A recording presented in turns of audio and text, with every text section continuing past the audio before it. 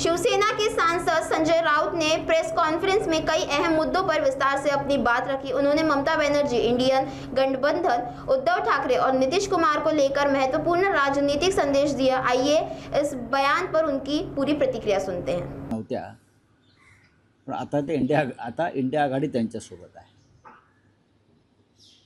देशातल्या सर्व प्रमुख नेत्यांनी इंडिया आघाडीतल्या त्यांना फोन करून या लढाईमध्ये त्यांच्या आम्ही सगळे तुमच्यासोबत आहोत ही भूमिका घेतलेली। राहुल गांधी असतील, उद्धव ठाकरे असतील, सर्वच प्रमुख नेते ममता बॅनर्जी यांचा जो पराभव झालेला आहे आणि त्या असं म्हणतात की हा पराभव झालेला नाही, या मताशी आम्ही सहमत आहोत।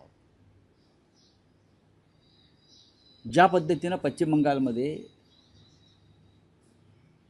मोदी आणि अमित शहा यांनी इस्रायल युद्धाप्रमाणे परिस्थिती निर्माण केली,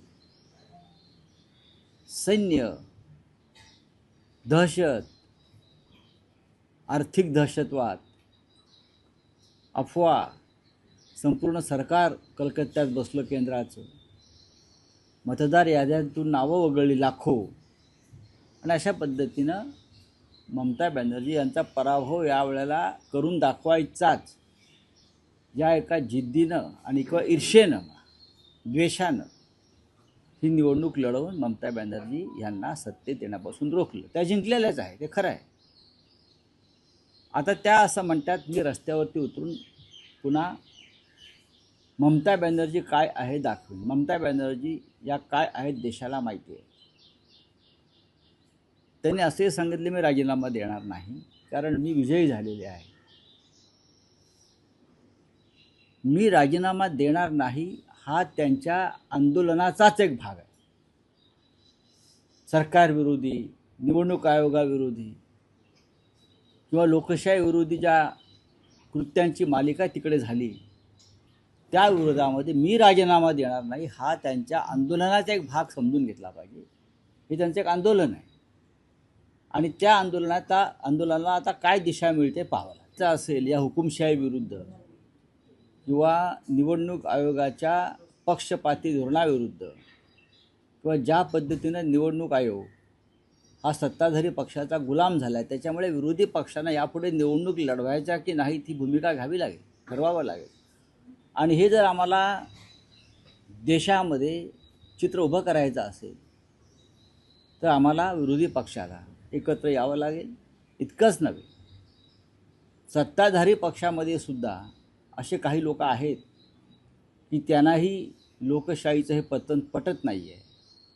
त्यांनासुद्धा आम्हाला आवाहन करावं लागेल की देश संकटात आहे। माझा प्रश्न पूर्ण होऊ द्या, उत्तर पूर्ण होऊ द्या।